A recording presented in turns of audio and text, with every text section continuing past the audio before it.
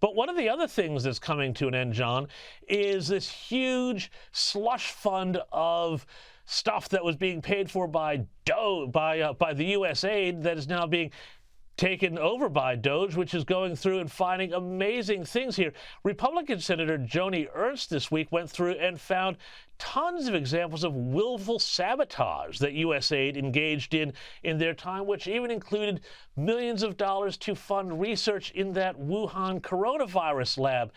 How is it, John, that Democrats are still able to defend this institution from Elon Musk and what seems like a very necessary truth-telling exercise?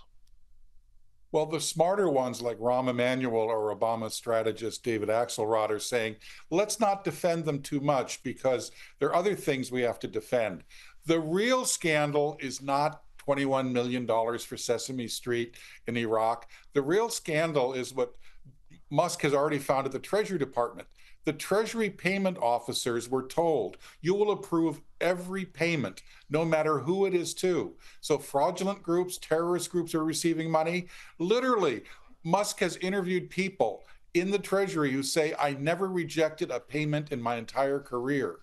That, if you take it across government departments in general, adds up to a shadow government of completely illegitimate payments, never authorized by Congress, never contemplated by Congress.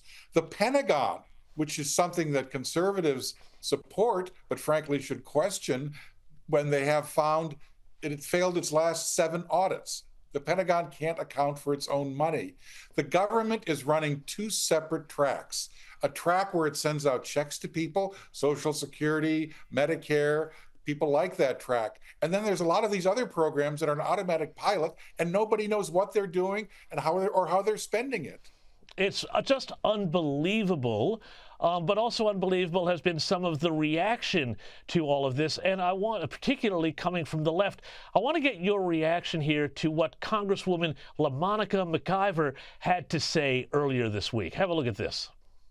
We will not take this. We will fight back. Fight back. Fight back. And as I close out, because I know we've been out here for a long time, and God damn it, shut down the Senate. We are at war. Anytime a person can pay $250 million into a campaign and they be given full access to the Department of Treasury of the United States of America, we are at war. They're at war. They're going to fight. They're going to shut down the city. John, I don't know. There's a word here I'm thinking of, and it begins with I. Can you help me out? It feels like it's something like insurrection that she's calling for.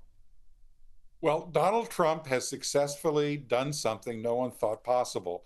He realized that once he'd won the popular vote and had legitimacy, that a lot of people on the left would be deflated. They wouldn't be as angry. They wouldn't be as deranged.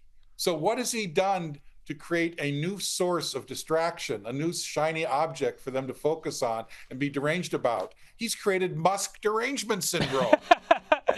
Elon Musk over what Donald Trump has left behind. And it is hilarious to watch. I mean, we had one, Ilhan Omar said, this is how dictatorship begins in the country.